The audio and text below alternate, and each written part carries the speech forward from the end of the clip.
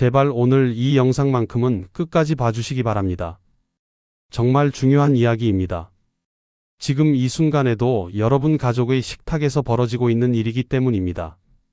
마늘, 모두가 약이라고 믿는 그 마늘이 특정 음식과 만났을 때 신장을 조용히 망가뜨리고 있다는 사실을 아십니까? 저는 이 진실을 더 이상 숨기고 싶지 않습니다. 여러분께서는 마늘을 어떻게 생각하십니까? 면역력의 보고, 혈압을 낮춰주는 천연 명약, 암을 예방하는 신비의 식품이라고 알고 계시죠? 틀린 말이 아닙니다. 마늘은 분명 우리 조상들이 대대로 지켜온 귀한 식재료입니다. 한국인의 밥상에서 빠질 수 없는 존재이고 김치에도 들어가고 쌈장에도 들어가고 찌개에도 빠지지 않습니다. 하지만 제가 수백 명의 환자분들을 만나며 깨달은 무서운 진실이 하나 있습니다. 그리고 이것은 의료계에서도 거의 이야기하지 않는 내용입니다. 마늘이 잘못된 음식과 결합하면 그것은 보약이 아니라 독이 됩니다. 특히 신장에 말입니다. 저는 지금까지 너무 많은 분들을 봤습니다. 처음엔 가벼운 소화불량이었습니다. 그 다음엔 밤에 자다가 깨서 화장실에 가는 야간요가 시작됐습니다. 손발이 붓기 시작하고 피곤함이 가시지 않았습니다. 그러다 병원에 가셨을 때는 이미 신장 기능이 절반 이하로 떨어진 상태였습니다. 의사 선생님은 신부전 2기, 심하면 3기라는 진단을 내렸습니다. 그런데 정말 가슴 아픈 일은 그 다음입니다. 그분들은 자신이 왜 이렇게 됐는지 전혀 모르셨습니다. 저는 매일 건강하게 먹으려고 노력했는데, 마늘도 매일 챙겨 먹었는데, 왜 이렇게 됐는지 이해가 안 된다고 눈물을 흘리셨습니다. 그때 저는 깨달았습니다. 문제는 마늘 자체가 아니었습니다. 문제는 마늘을 함께 먹은 그 음식이었습니다. 저는 생활영양의학 박사 한성민입니다. 지난 27년간 노년기 대사질환과 식습관을 연구해 왔습니다. 대학병원 영양상담실에서, 요양병원에서, 지역보건소에서 수많은 어르신들을 만나왔습니다. 그리고 그 과정에서 깨달은 것이 있습니다. 좋은 음식도 잘못 먹으면 독이 되고 평범한 음식도 올바르게 먹으면 약이 된다는 것을 말입니다. 오늘 제가 여러분께 말씀드릴 내용은 단순한 건강 정보가 아닙니다. 이것은 여러분과 여러분 가족의 신장을 지킬 수 있는 생명 정보입니다. 지금 당장 여러분의 식탁을 점검해 보시기 바랍니다. 혹시 오늘 제가 말씀드릴 그 조합으로 드시고 계신 건 아닌지 말입니다. 여러분, 마늘이 몸에 좋다는 건 누구나 압니다. 알리신이라는 성분이 들어있어서 혈액순환을 돕고 면역력을 높여주고 심지어 항암 효과까지 있다고 알려져 있죠. 이 모든 게 사실입니다. 마늘은 분명 훌륭한 식품입니다. 그런데 여기서 우리가 놓치고 있는 게 하나 있습니다. 바로 마늘의 강렬함입니다. 마늘을 한번 씹어보세요. 입안이 얼얼하고 뜨거워지죠? 그게 바로 알리신의 힘입니다. 이 알리신은 황을 포함한 화합물로 매우 강력한 자극 성분입니다. 젊고 건강한 사람에게는 이 자극이 약이 됩니다. 혈액을 맑게 하고 세균을 죽이고 몸을 활성화시킵니다. 하지만 나이가 들수록 특히 60대 이후부터는 이야기가 달라집니다. 우리 몸의 장기들, 특히 간과 신장은 이런 강한 성분을 처리하는 능력이 점점 떨어지기 때문입니다. 제가 만났던 박영자 씨를 예로 들어보겠습니다. 73세 여성분이셨는데 혈압약을 드시고 계셨습니다. 건강에 신경을 많이 쓰시는 분이셔서 매일 아침 생마늘을 23쪽씩 드셨습니다. 텔레비전에서 마늘이 좋다고 해서 시작한 습관이었죠. 그런데 6개월쯤 지나면서 이상한 증상들이 나타나기 시작했습니다. 속이 자주 쓰리고 소화가 잘 안 되고 밤에 화장실을 3번씩 가게 됐습니다. 처음엔 단순히 나이 탓이라고 생각하셨대요. 그런데 발목이 붓기 시작하고 아침에 일어나면 얼굴이 퉁퉁 부어 있었습니다. 병원에 가서 검사를 받았을 때 의사 선생님이 놀라셨다고 합니다. 6개월 전만 해도 정상이었던 신장 수치가 크레아틴인 1.8까지 올라가 있었던 겁니다. 신부전 초기 단계였습니다. 제가 박영자 씨의 식단을 자세히 들여다봤을 때 문제가 보였습니다. 매일 아침 생마늘을 먹고 바로 우유 한 잔을 드셨던 겁니다. 건강을 위해서였습니다. 마늘도 좋고 우유도 좋으니까 함께 먹으면 더 좋을 거라고 생각하셨던 거죠. 하지만 이게 바로 함정이었습니다. 마늘의 알리신과 우유의 단백질이 위 속에서 만나면서 소화하기 매우 어려운 덩어리를 만들어낸 겁니다. 이 덩어리는 위벽을 자극하고 불완전하게 소화되면서 여러 독성 부산물을 만들어냅니다. 이 부산물들은 혈액으로 흡수되고 결국 신장이 처리해야 합니다. 문제는 신장이 이미 혈압약으로 인해 부담을 받고 있는 상태였다는 겁니다. 거기에 매일매일 마늘과 우유의 독성 조합이 더해지면서 신장은 점점 지쳐갔던 거죠. 6개월이면 충분한 시간이었습니다. 저는 박영자 씨께 마늘과 우유를 절대 함께 먹지 말라고 당부드렸습니다. 마늘은 점심때 반쪽만 드시고 우유는 자기 전에 드시라고 했습니다. 생마늘 대신 흑마늘이나 익힌 마늘을 권해드렸고요. 그리고 3개월 후 박영자 씨의 신장 수치는 1.3으로 떨어졌습니다. 여러분, 이게 바로 음식 조합의 무서운 힘입니다. 좋은 음식끼리도 잘못 만나면 독이 됩니다. 특히 마늘처럼 강한 성분을 가진 식품은 더욱 조심해야 합니다. 나이가 들수록 기저질환이 있을수록 약을 드실수록 더 신중해야 합니다. 제가 강조하고 싶은 건 이겁니다. 마늘이 나쁜 게 아닙니다. 마늘은 여전히 좋은 식품입니다. 문제는 먹는 방법이고 함께 먹는 음식이고 먹는 양입니다. 그리고 가장 중요한 건 내 몸 상태입니다. 절대 함께 먹으면 안 되는 위험한 조합 3가지. 첫 번째 조합, 마늘과 우유입니다. 아까 박영자 씨 사례에서 말씀드렸지만 이게 얼마나 많은 분들이 실수하시는지 모릅니다. 건강을 위해 마늘도 먹고 칼슘 보충을 위해 우유도 마시는데 이 둘을 함께 드시는 겁니다. 왜 이게 문제일까요? 우유에는 카제인이라는 단백질이 들어 있습니다. 이 카제인은 위에서 산성 환경을 만나면 뭉치는 성질이 있습니다. 그래서 우유를 마시면 위에서 몽글몽글 엉기는 거죠. 이건 정상입니다. 문제는 여기에 마늘의 알리신이 가세하면서 시작됩니다. 알리신은 매우 반응성이 높은 물질입니다. 단백질과 만나면 강하게 결합하면서 단백질의 구조를 변형시킵니다. 카제인이 정상적으로 소화되려면 펩신이라는 소화 효소가 작용해야 하는데 알리신이 결합한 카제인은 펩신이 제대로 작동하지 못합니다. 그 결과 불완전하게 소화된 단백질 덩어리들이 생깁니다. 이것들은 위에서 오래 머물면서 위벽을 자극합니다. 속쓰림, 더부룩함, 트림, 가스가 차는 증상들이 나타나죠. 그런데 더 큰 문제는 이 다음. 불완전하게 분해된 단백질들은 소장으로 내려가서 부패하기 시작합니다. 장내 나쁜 세균들의 먹이가 되는 거죠. 그 과정에서 암모니아, 인돌, 스카톨 같은 독성 물질들이 만들어집니다. 이 독성 물질들은 장벽을 통해 혈액으로 흡수됩니다. 혈액에 들어간 이 독소들을 누가 처리할까요? 바로 신장입니다. 제가 만난 김철수 씨는 68세 남성분이셨습니다. 당뇨가 있으셔서 혈당 관리에 신경을 많이 쓰셨습니다. 마늘이 혈당에 좋다고 해서 매일 아침 생마늘 한쪽을 우유와 함께 갈아서 드셨습니다. 1년쯤 지나서 정기검진을 받으셨는데 크레아티닌이 2.1까지 올라가 있었고 신부전 3기 초입이었습니다. 마늘 우유를 즉시 중단하고 마늘은 점심 식사 때 익힌 형태로만, 우유는 저녁 9시 이후에 따뜻하게 데워서 마시라고 권했습니다. 6개월 후 김철수 씨의 신장 수치는 더 이상 악화되지 않았습니다. 그러니까 여러분, 마늘과 우유는 최소 3시간 이상 간격을 두고 드세요. 두 번째 조합, 마늘과 커피입니다.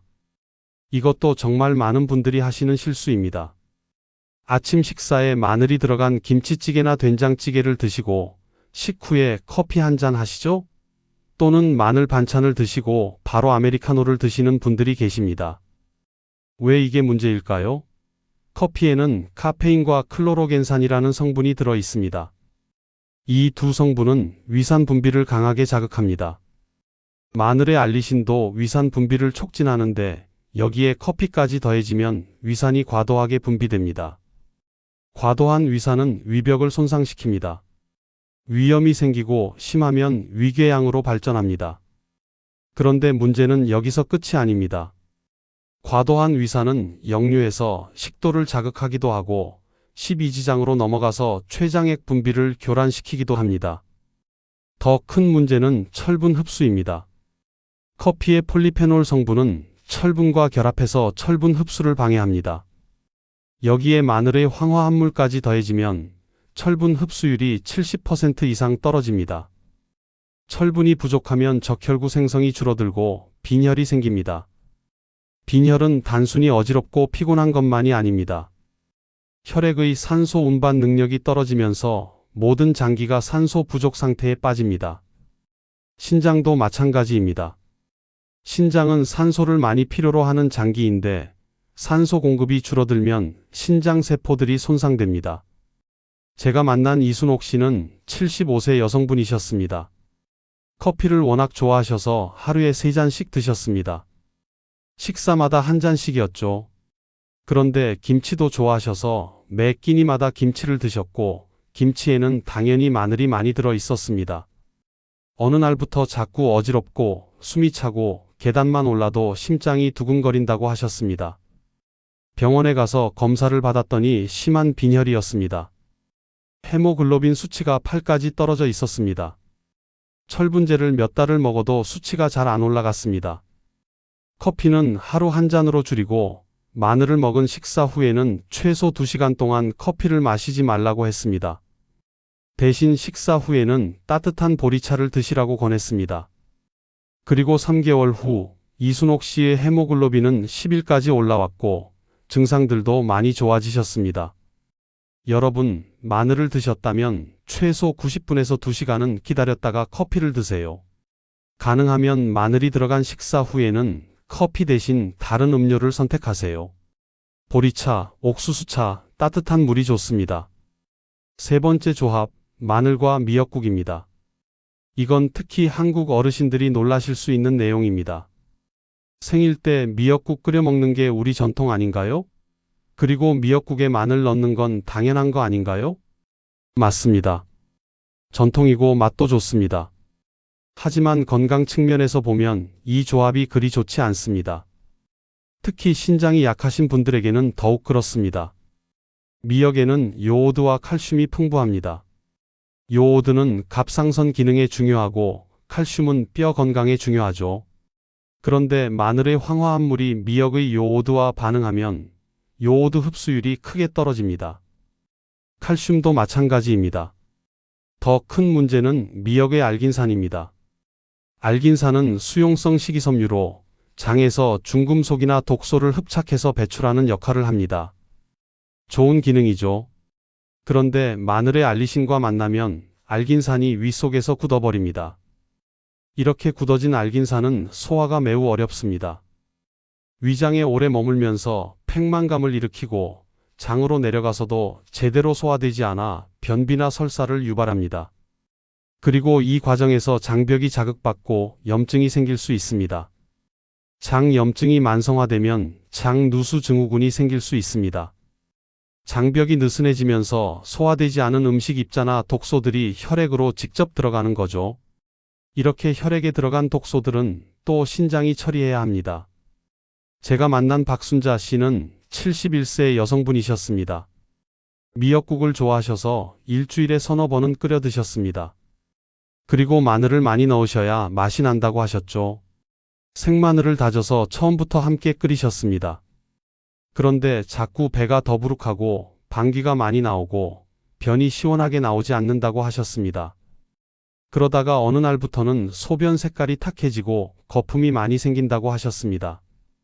병원에 가보니 소변에서 단백질이 검출됐고 신장 수치도 약간 높아져 있었습니다. 저는 미역국 끓일 때 마늘을 처음부터 넣지 말라고 했습니다. 대신 미역국을 다 끓이고 불을 끄기 직전에 마늘을 아주 조금만 넣으라고 했습니다. 그리고 생마늘보다는 다진 마늘을 기름에 살짝 볶아서 넣으면 자극이 줄어든다고 알려드렸습니다. 그렇게 3개월을 드셨더니 소화 증상들이 많이 좋아지셨고 소변 검사에서도 단백뇨가 사라졌습니다. 신장 수치도 정상 범위로 돌아왔고요. 박순자 씨는 지금도 미역국을 드시지만 마늘은 최소한으로만 넣으시고 대신 들깨가루나 참기름으로 맛을 내신다고 합니다. 여러분, 미역국을 드실 때는 마늘을 처음부터 넣지 마세요. 끓이는 마지막 단계에 아주 조금만 넣으세요. 또는 아예 마늘 대신 다른 양념으로 맛을 내는 것도 방법입니다. 생강, 들깨가루, 멸치 육수만으로도 충분히 맛있는 미역국을 만들 수 있습니다. 마늘을 안전하게 먹는 5가지 황금 원칙. 자, 그럼 이제 어떻게 먹어야 할까요? 마늘을 아예 먹지 말라는 이야기가 아닙니다. 마늘은 여전히 좋은 식품입니다.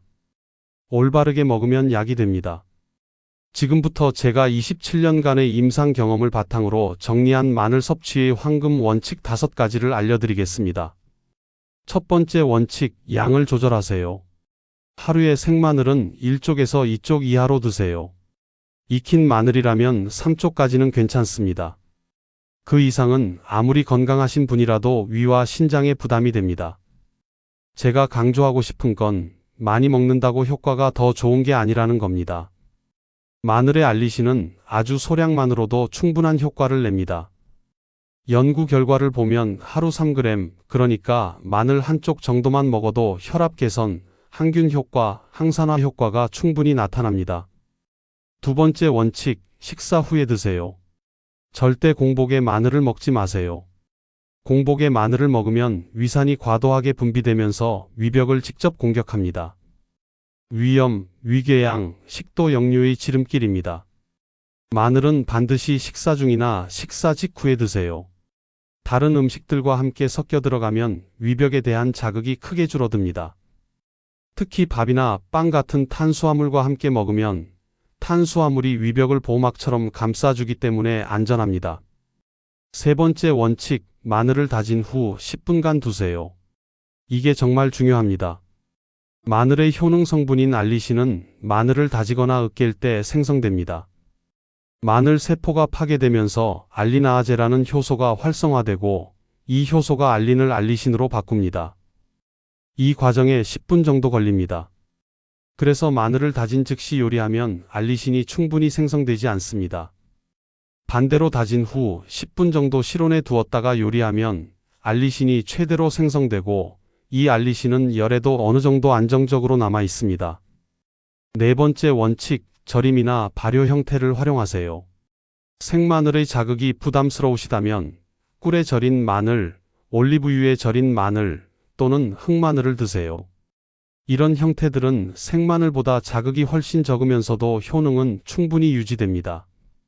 특히 흑마늘은 생마늘을 고온 고습 환경에서 숙성시킨 것인데 알리신이 다른 형태의 황화합물로 변환되면서 자극은 줄어들고 항산화 효과는 오히려 증가합니다.